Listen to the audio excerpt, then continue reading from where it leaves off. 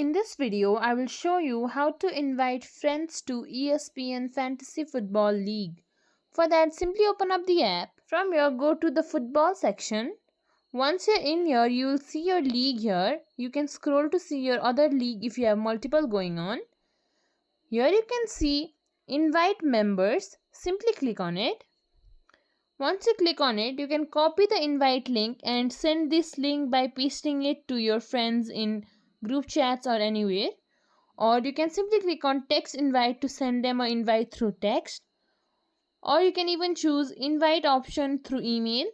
Or you have even more option here if you click on more sharing options. And that's it. That is how you can invite your friends to ESPN Fantasy Football League.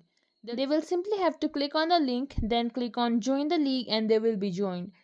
If you think this video was helpful, please like, share, subscribe to our channel and thank you for watching.